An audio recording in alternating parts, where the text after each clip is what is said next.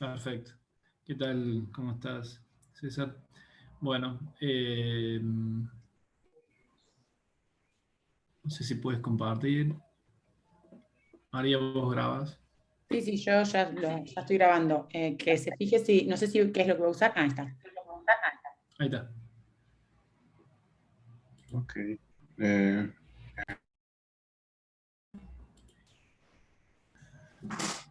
Bueno, entonces nuestro próximo orador es César Polsino Milis, de la Universidad de Sao Paulo. Es un gusto para mí, nos hemos conocido antes, poder presentar a César, que nos va a hablar de Minimal Codes over Alternating Groups. Gracias por participar y aceptar la invitación, César. Adelante. bueno, muy bien. Antes de más nada, quiero agradecer la posibilidad de hablar en este encuentro, la invitación, y aprovecho también a agradecerle a Juan ese magnífico homenaje que ha hecho a Fernando Torres. Era alguien que todos los que estamos aquí en Brasil lo conocíamos. Muy bien.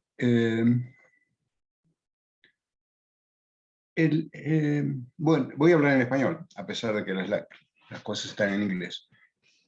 Y voy a comenzar reviendo rápidamente una serie de conceptos bastante conocidos, apenas para establecer el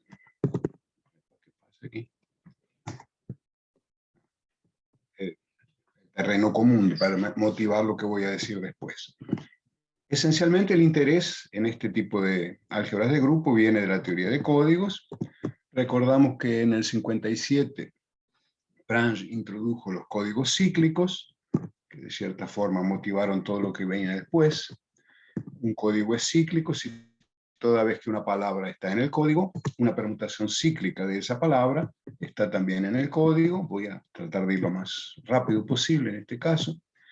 Y es fácil ver que una manera de representar, de realizar códigos, es tomar el anillo de grupo, disculpen, el anillo cociente de un anillo de polinomios por este ideal,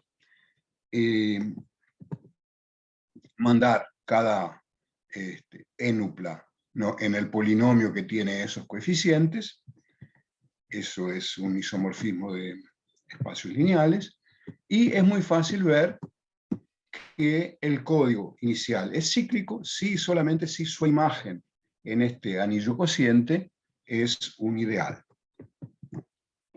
Ahora, se puede cambiar el punto de vista, observar que si tomamos el cíclico de orden n y pensamos en el álgebra de grupo de ese grupo cíclico, los elementos tienen este aspecto, son combinaciones lineales de las potencias del generador, y es muy fácil probar, inmediato, que esta álgebra de grupo es isomorfa a este anillo cociente que estábamos utilizando como álgebras. De modo que estudiar códigos cíclicos se puede traducir en estudiar ideales del álgebra de grupo de esta forma. Aquí un pequeño detalle. Uno dice, bueno, pero si son isomorfos, ¿para qué estudiar en álgebra el cociente de polinomios o al revés? Y aquí pasa lo mismo que pasa en la teoría de representaciones en general. Son cosas isomorfas, pero en un lado podemos usar lo que sabemos sobre teoría de grupos. De otro lado podemos utilizar cosas de teoría de grupos. Entonces, aquí de este lado polinomios, de este lado grupos. Entonces, a pesar de ser isomorfos, nos dan posibilidades de trabajo diferentes. Ahora, inspirado en esta situación, podemos definir más generalmente un código de grupo como un ideal de una álgebra de grupo finita cualquiera. No tenemos por qué restringirnos a grupos cíclicos. Este tipo de estudio un poco más general comenzó con el trabajo de S.D. Berman y de McWilliams, un en 67 y otro en 70, pero independientemente, porque Berman publicaba en la época de Unión Soviética, publicaba en ruso, en revistas no traducidas. McWilliams no conocía el trabajo de Berman. Y ambos pensaron en pasar de códigos sobre grupos cíclicos a códigos sobre grupos abelianos más en general. No que aquí, de aquí en adelante, yo me voy a restringir a hablar de álgebras de grupos sobre cuerpos, asumiendo que la característica del cuerpo no divide el orden del grupo, y eso hace que el álgebra sea semisimple, y en particular que todo ideal del álgebra sea de esta forma, es decir, sea generado por un elemento idempotente. Por lo tanto, estudiar códigos de grupo en este contexto de alguna forma es equivalente a entender cuántos idempotentes y cómo ellos se comportan. Vamos a recordar que cuando uno tiene una álgebra de grupos semisimples, ella es suma directa de álgebras simples. Cada una de estas álgebras es generada por un elemento idempotente. Y este conjunto de idempotentes tiene estas propiedades, son idempotentes ortogonales, su suma es 1 y son irreducibles en el sentido que no se pueden escribir como suma de idempotentes centrales menores. Y cada uno de ellos genera una de las álgebras simples de la decomposición. Este conjunto de idempotentes se llama los elementos primitivos centrales de FG y van a ser interesantes, importantes para estudiar códigos sobre ellos. Ahora, decíamos, estudiar códigos va a ser equivalente a estudiar idempotentes. Entonces vamos a ver cómo se generan idempotentes dentro de una álgebra de grupo. Hay un tipo muy fácil y muy conocido de idempotentes que es este. Dado un subgrupo H de G, se puede construir el elemento H0, que es 1 sobre orden de H por la suma de todos los elementos de H. Es decir, es una combinación de elementos del grupo. Tomamos apenas los que están en el subgrupo H y el coeficiente es siempre 1 sobre orden de H. Esto da siempre un idempotente que se llama el idempotente determinado por H.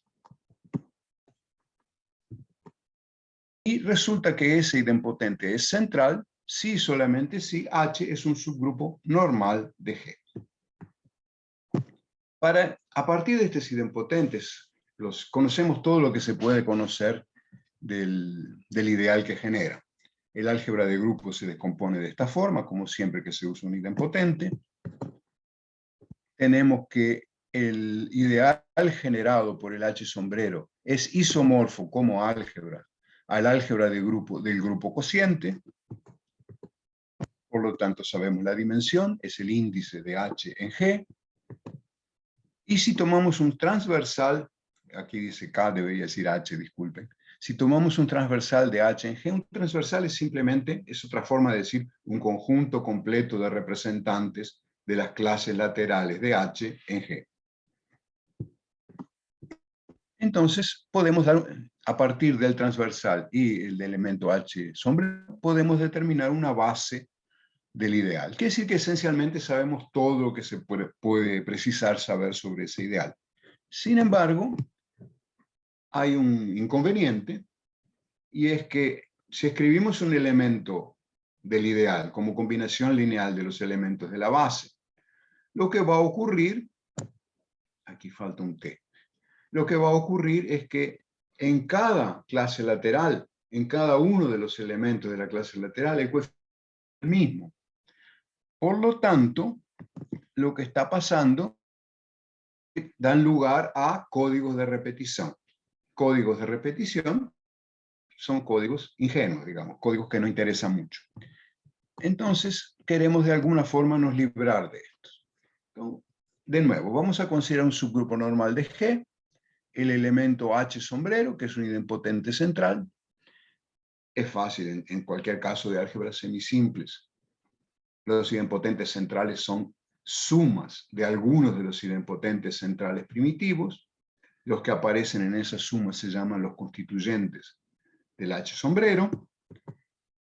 Y es muy fácil ver que si primitivo cualquiera, si no es constituyente del H sombrero, este E por H sombrero da 0. Y si es constituyente, da el E. En este segundo caso, resulta que el ideal generado por ese idempotente primitivo está contenido en el ideal generado por el H sombrero. Y como vimos antes, este segundo es un código de repetición. Como los elementos de este aquí están dentro de este, también son repeticiones. Entonces, ese de idempotentes no va a interesar. Una observación, estoy hablando de los idempotentes centrales primitivos, porque son ellos los que generan los códigos minimales. Entonces, lo que ocurre es que cuando un idempotente primitivo tiene esta propiedad de que el producto por H sombrero da el mismo, es un código minimal que da un código de repetición. Entonces, ese no va a interesar mucho. Entonces, vamos a distinguir los que tal vez interesen. Un idempotente primitivo del álgebra de grupo FG se dice un idempotente esencial si el producto del por H sombrero es cero para todos los subgrupos. Y los ideales generados por este tipo de idempotentes se llaman ideales esenciales. Entonces, ¿qué es lo que estamos haciendo? Estamos descartando los idempotentes primitivos que no nos interesan, los idempotentes primitivos que van a dar códigos de repetición. Disculpe. Una pequeña observación. Esta historia nos dice, bueno, si descartamos aquellos, descartamos cosas que no interesan, que no son realmente buenas. Si nos quedamos apenas con los esenciales, descartamos las cosas más triviales, pero no tenemos ninguna seguridad de que los esenciales van a generar códigos interesantes. Eventualmente puede ocurrir que algún esencial también genere un código de repetición. Sabemos que excluimos con certeza los que no nos interesan, pero no tenemos seguridad de que estos sean muy buenos. En todo caso, nos enseñan muchas cosas. La primera cosa que tenemos es un resultado muy simple, pero que es fácil ver que el idempotente central primitivo es esencial solamente si la imagen de G en el ideal, mandamos cada elemento de G en el G por E, solamente si esa imagen, ese grupo, es un isomorfo al grupo inicial. Y eso permite probar, por ejemplo, que si G es un grupo abeliano y FG tiene un idempotente esencial, entonces ese G es cíclico. Leyendo al contrario esta información, si G es un grupo abeliano que no es cíclico, entonces todos sus idempotentes son no esenciales, entonces todos los códigos minimales son de repetición.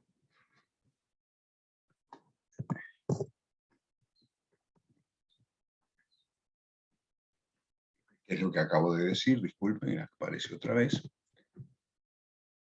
Y al revés, puede ocurrir que en una álgebra semisimple todos los idempotentes principales sean esenciales. No, en general no, porque hay uno, el llamado idempotente principal, que es el G sombrero, o sea, la suma de todos los elementos de G dividido por el orden de G. Ese siempre es no esencial, porque siempre da un código de repetición. Ahora, para que todos los otros sean esenciales, es necesario y suficiente que G sea un grupo simple. Eso es lo que nos llevó entonces a mirar cuáles son los elementos, los idempotentes primitivos de álgebras de grupo simétricos y alternados.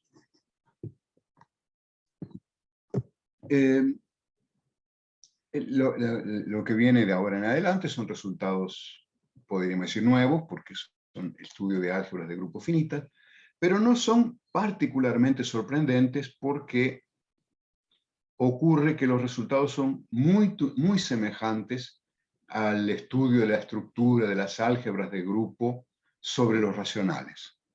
Apenas hay que ver que realmente se pueden ir haciendo las adaptaciones. A veces da un poco de trabajo, pero los resultados son muy paralelos. al final de la presentación cito dos referencias. Una es el libro de... Bueno, se me fue los autores. Es un libro absolutamente clásico sobre representación de los grupos simétricos. Y el otro es un artículo un poco más reciente de Gianbruno y Jespers, que se interesaron en idempotentes de álgebras de grupo alternado porque estaban queriendo estudiar unidades de álgebras de grupos sobre los enteros. Pero en fin, esas técnicas de ellos también eran, en aquellos casos era característica cero, todo infinito, pero aquí también es razonable, fácilmente directo, adaptar resultados al caso finito. Entonces, para saber construir los idempotentes de grupos simétricos es prácticamente seguir lo que ya se sabe de representaciones del grupo simétrico sobre los racionales.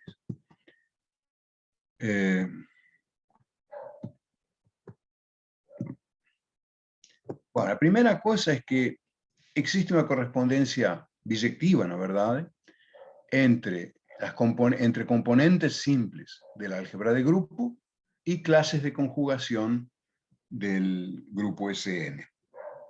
Esto es súper clásico. Y lembramos, porque esto todo, una verdad es más cuentas do que otra cosa, ¿no? Es combinatorio. La división de un número entero es un conjunto de dividirlo en números cuya suma da n. Nos vamos a convención de que cuando escribimos una partición elegimos, disculpen, los números en orden decreciente. Entonces, resulta que se dice partición sigma tiene tipo cíclico Pn, de la partición, si cuando escribimos sigma como producto de ciclos disjuntos, cada ciclo tiene la longitud correspondiente a la partición. Y fácil probar, esto es de un curso de graduación, dos permutaciones de SN son conjugadas si solamente si tienen el mismo tipo de ciclos. Entonces, realmente lo que hay es una correspondencia biunívoca entre componentes simples y particiones.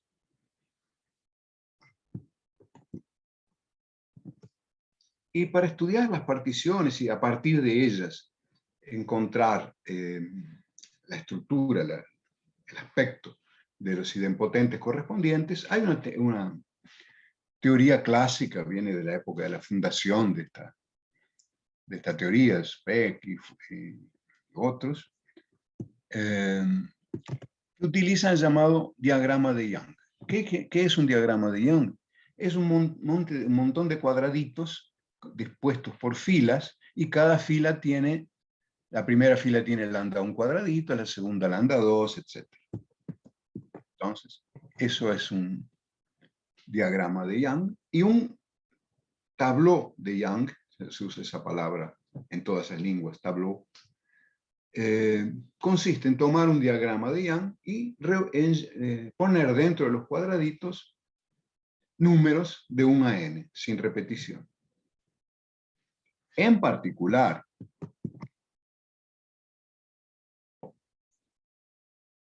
tiene números en cada línea y en cada columna. Los números que aparecen están en orden creciente.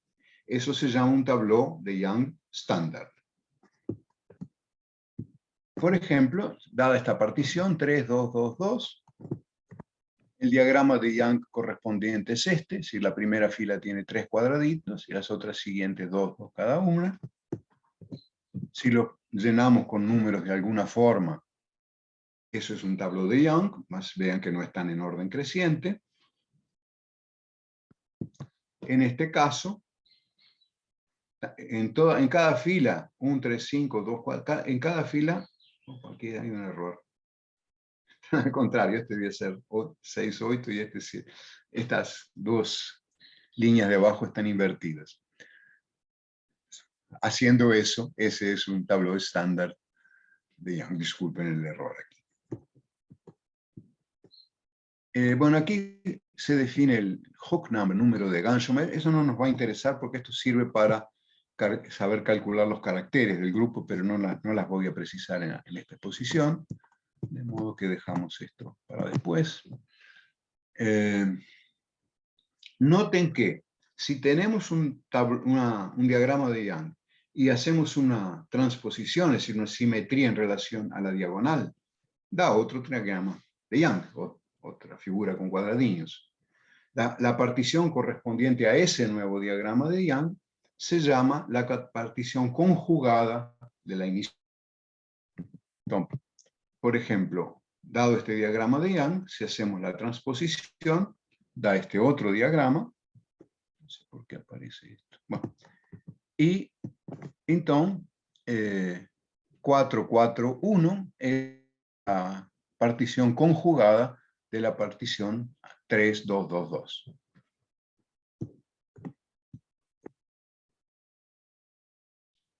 Ahora, todavía falta un poquito más de definiciones.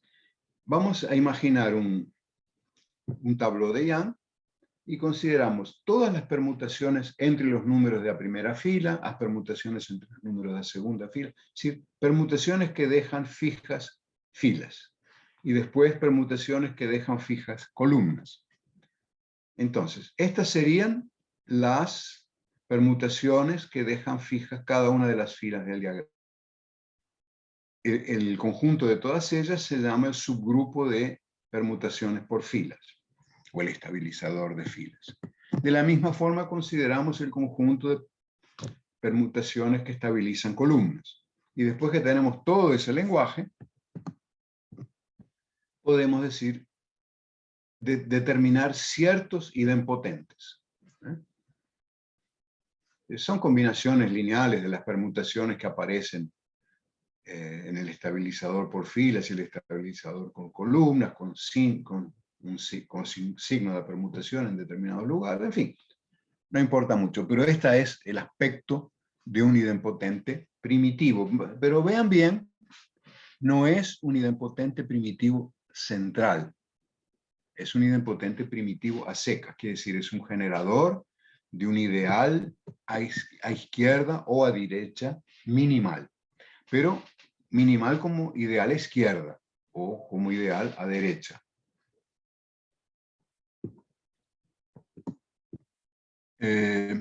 Por otro lado, existe la llamada involución clásica dentro de una álgebra de grupo, que simplemente manda un elemento en el elemento en que se cambia, disculpe, cambiamos de lugar los coeficientes. El coeficiente de un elemento G ahora aparece como coeficiente de G a la menos 1. Entonces eso da una involución que es un anti-isomorfismo. Por tanto, si este elemento que teníamos encima es un idempotente, su imagen para la involución es otro idempotente. Entonces, esta es otra forma de obtener idempotentes primitivos. Pero lo que nos interesa son los idempotentes primitivos centrales. Entonces, para eso hay que hacer un poco más de definiciones. Primero uno considera todos los tableaus estándar asociados a una partición, a una dada partición fija, y los ordenamos de tal forma que pase esto, y ese orden realmente existe. Estos son todos detalles sobre el orden. Estoy corriendo porque empecé atrasado, pero en fin, esto es cosa técnica apenas. En el libro clásico que mencioné de James, hay un ejemplo de cómo construir órdenes que tienen realmente estas propiedades. Y conocidos esos elementos y esas ordenaciones, estas dos fórmulas que tenemos aquí nos dan elementos primitivos centrales, que es lo que nos interesa para nuestro estudio. Entonces sabemos calcular los elementos primitivos centrales de álgebras de grupo simétrico. ¿Cómo se pasa de esas a los grupos alternados? Bueno, eso en la verdad no va a aparecer aquí, pero da bastante trabajo. La primera cosa que se puede observar es lo siguiente. Vamos a considerar una clase, un elemento pi del grupo alternado. Vamos a pensar en su clase. El elemento estando en el grupo alternado está también en el grupo simétrico. La clase de él en el grupo simétrico está determinada por una partición. Ahora, ¿cómo es la clase de él en el grupo alternado? Bueno, pueden ocurrir dos cosas. Puede ocurrir que sea igual a clase anterior, la misma clase en el grupo alternado que en el grupo simétrico, o puede ser que la clase en el grupo simétrico se divida en dos clases en el grupo alternado, ambas con la misma cardinalidad.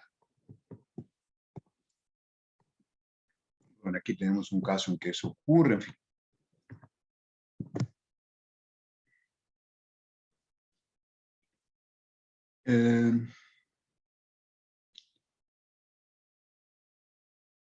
Bueno, cuando se divide, elegimos, estoy dando aquí una forma padrón de elegir cuál vamos a indicar por C índice pi más y cuál por C índice pi menos.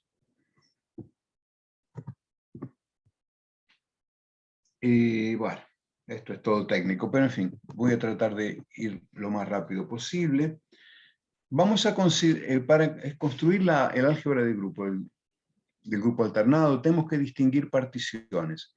Tenemos que distinguir las particiones que son diferentes de su conjugada de las particiones que son iguales a su conjugada. Y entre las particiones que son iguales a su conjugada, definimos este número aquí encima. No interesa, es técnico, pero definimos este número. Puede ocurrir que él tenga una raíz en el cuerpo que estamos trabajando o que no tenga en ese cuerpo. Y eso va a dar una diferencia de comportamiento. Entonces, este es el resultado final, digamos. El álgebra de grupo del grupo alternado tiene tres grupos de componentes simples, que son, un grupo está formado por se originan las particiones que no coinciden con su conjugada. Este otro grupo tiene que ver con las particiones que se originan con su conjugada, pero que no hay la raíz cuadrada de aquel número en el cuerpo que estamos trabajando. Y este es el grupo restante. Y en cada caso se sabe exactamente cuál es el tipo de álgebra simple que aparece aquí. Entonces, eso es el estudio que hicimos con un colega para comprender las álgebras simples. Ahora voy a darles un ejemplo extremadamente elemental. Es el caso más simple posible. Vamos a tomar n igual a 3. Y es claro que, como queremos el caso semisimple, una vez que fijamos un tamaño, tenemos que pensar en primos mayores que n, porque si no, siempre van a estar en el n factorial y el álgebra no va a ser semisimple. Entonces, este es el caso más simple posible.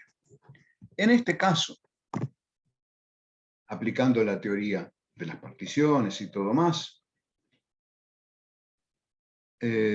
descubrimos que existen tres idempotentes.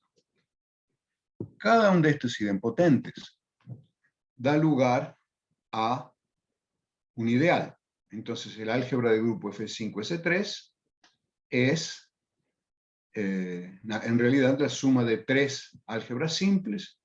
Las primeras dos son isomorfas al propio cuerpo, y la última es un álgebra de matrices 2×2 sobre el mismo cuerpo. Lo que hay de interesante en este ejemplo, en realidad, no, aquí me dice que las dos primeras álgebras son álgebras de repetición y la tercera no. Pero, disculpen, lo que interesa aquí es que el álgebra, la segunda componente, la generada por el idempotente E2, da un código de repetición, como decíamos antes. Pero es fácil probar que ese idempotente es un idempotente esencial. Entonces, este es un ejemplo que nos responde a una pregunta que nos había quedado en el aire en algún momento. Es entre los esenciales, ¿también pueden haber códigos de repetición o se lo eliminamos todos cuando eliminamos los no esenciales? Bueno, este ejemplo nos muestra que pueden haber esenciales que den códigos de repetición. Y aquí, esta es la decomposición del álgebra del grupo alternado. La primera componente viene del idempotente principal, eso siempre ocurre en toda álgebra de grupo. Y la segunda viene del único idempotente posible, que seguramente es esencial porque es fácil de ver en este caso, no importa.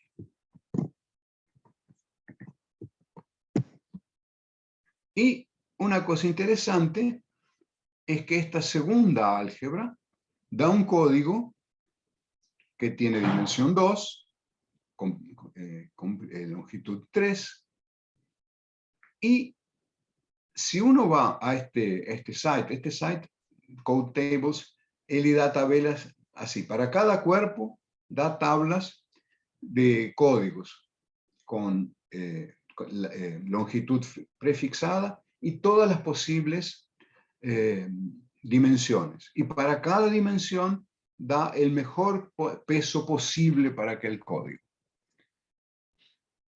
Entonces, este ejemplo nos muestra que en este caso tan elemental, claro, usar el idempotente esencial nos permite encontrar un código ideal, ¿no?, de mejor peso posible.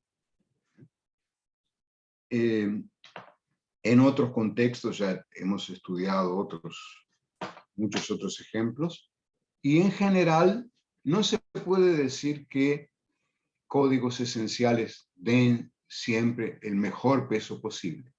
Pero cuando no dan el mejor peso posible, dan algo muy próximo. O sea, los códigos esenciales en general, hablando así sin precisión, dan siempre o casi siempre códigos buenos, que vale la pena usar, que tienen mucha información y mucha capacidad de corrección. Bueno, eso es lo que quería decir. ¿Cómo salgo de aquí? Stop share. Ok. Entonces, eso es lo que tenía para decir.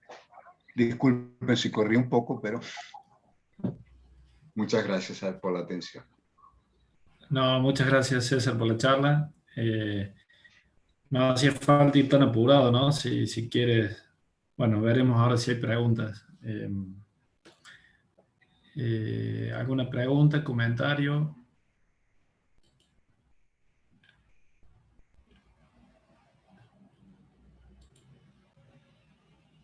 No veo, a ver en el chat.